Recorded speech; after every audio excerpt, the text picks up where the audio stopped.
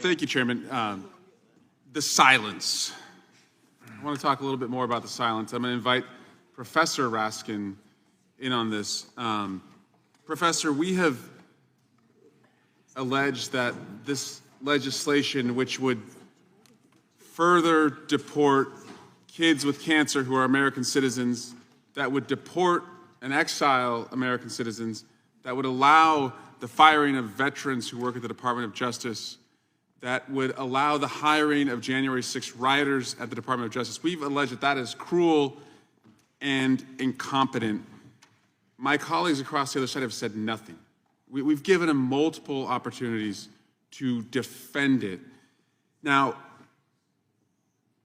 I do my CLE, my continued legal education, but I'm a little rusty. I've been here for 13 years. You're not rusty. In the law, I remember something called like an adoptive admission. So if I say to the other side, what you're doing is cruel, what you're doing is incompetent, and it's just like zip, heads down, kind of like what my kids do when you catch them with their hand in the cookie jar and they don't want to talk about it. What is an adoptive admission? What does it mean that they're being so silent? And what could you conclude in the law that they've been accused of being cruel and incompetent and deporting kids with cancer who are citizens, and they say nothing? What's an adoptive admission?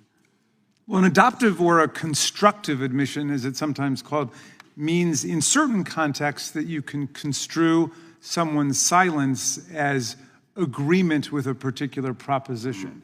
In criminal court, of course, you can't do that. If someone chooses not to testify in criminal court, the privilege against self-incrimination under the Fifth Amendment means that the prosecutors can't get up and say, I'm going to challenge you, though, Professor. Now, say somebody's accused of murdering their wife, and it's not in court, and it's, proceedings have not happened yet, they're a suspect, and you say very publicly to that person, you murdered your wife, and you say it in front of like 10 people, and they just put their head down. Doesn't the law say that an ordinary innocent person in that environment, not in court, would defend themselves and say, no, I didn't do that? Absolutely. And in fact, in civil court, a refusal to testify can be used against you, and your silence can be constructively ascribed to your agreement with the proposition. Okay, let me try it one more time. Your bill will deport more kids who are American citizens with cancer.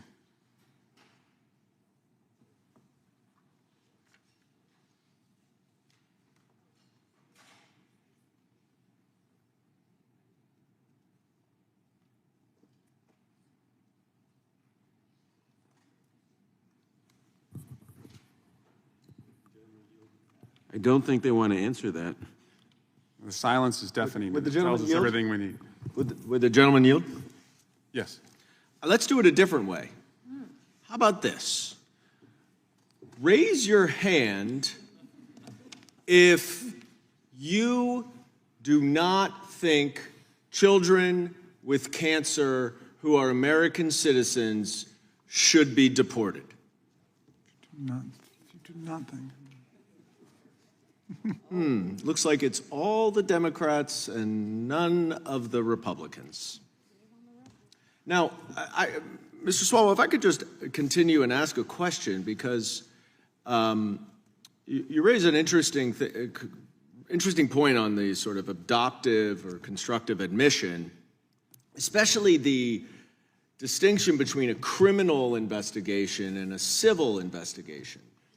So if a president orders the Department of Justice to criminally investigate his former administration officials because they spoke out against him, does that mean in a criminal context that if they are asked a question and they remain silent, that it can or cannot be used against them?